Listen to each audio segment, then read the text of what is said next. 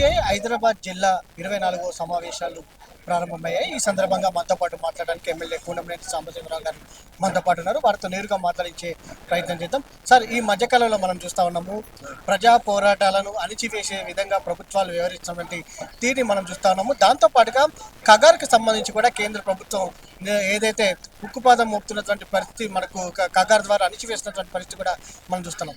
ఎలా చూడొచ్చు? భవిష్యత్తులో ప్రజా పోరాటాలు ఉంటాయంటారు? అసలు ప్రజా పోరాటాలు లేకపోతే కదా, ప్రజా పోరాటాలు నిరంతరం కొనసాగుతూ ఉన్నాయి. అయితే వాటికి ఉన్న ఆ తీవ్రత దృష్ట్యా తీవ్రమైన పోరాటాలు చేయాలి, సమరశీల పోరాటాలు చేయాలి. ముఖ్యంగా ఇప్పుడు ఈ ఆపరేషన్ కగార్ లాంటి ఘటనలో మా వంతు కర్తవ్యంగా మేము ఇక్కడ తెలంగాణ రాష్ట్రంలో 2 తెలుగు రాష్ట్రాల్లో సిపిఐ పార్టీ గొంతు మొదటిసారికి వినిపించాం. దానితో మేధావులు అన్ని వర్గాలు కూడా మా పిలుపుకు అనుగుణంగా వాళ్ళు కూడా ఆయా వేదికలపైన వాళ్ళ భావాలు పంచుకోవడం జరిగింది. అందువలన అటు ఐడియాలజికల్ ఫైటు కేంద్రం పైన ఉంటుంది, అటు సైద్ధాంతిక పోరాటం ఉంటుంది, పాదార్థిక పోరాటం కూడా ఉంటుంది. అంటే ప్రజా ఇమీడియట్ సమస్యలు, తక్షణ సమస్యల పైన పోరాటం ఉంటుంది. అదేవిధంగా వాళ్ళకి మతపరమైనటువంటి మతాన్ని పెట్టుకుని సమాజాన్ని విభజన చేసేటువంటి హిందూ మతానికి వ్యతిరేకం కాదు. హిందూ మతం అనేది అందరూ ఆ మతంలో మనకు తెలిసి తెలియకపోయినా ఆ మతంలో పుట్టిన వాళ్ళే చాలామంది ఉంటారు. మన మతం ఏం చెప్తుంది? సర్వమానవ సర్వమత సహనం కావాలి. రాజ్యాంగం ఏం చెప్తుంది? అన్ని సర్వమత సహనం ఉండాలి, భిన్నత్వంలో ఏకత్వం ఉండాలి. ఇది మన భారతదేశం. దానికి భిన్నంగా రాజ్యాంగం మీద ప్రమాణం చేసిన వాళ్ళే ప్రయత్నం చేస్తున్నారు.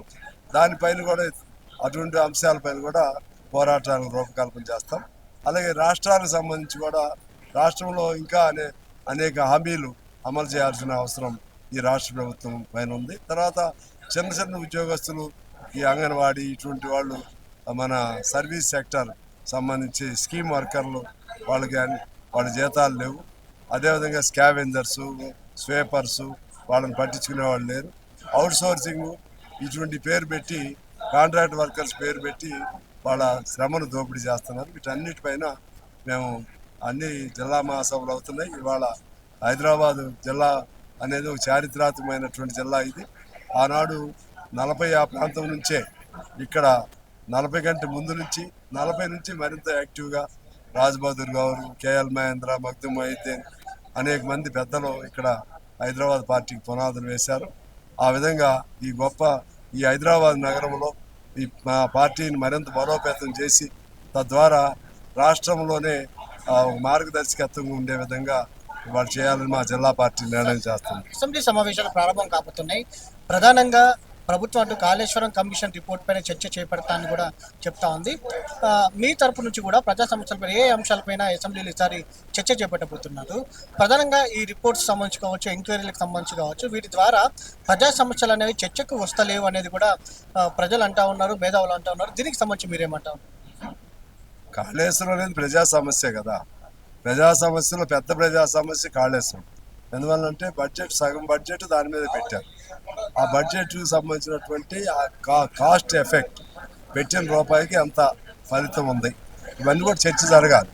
దానిలో ఇవాళ పీసీ ఘోష్ కమిషన్ ఒక పెద్ద రిపోర్ట్ ఇచ్చింది. దాన్ని ఒక జిస్టుగా చేసి వాళ్ళు ముందు గవర్నమెంట్ ఇచ్చింది. రేపు అసెంబ్లీలో పూర్తి స్థాయి నివేదిక ఇస్తుంది.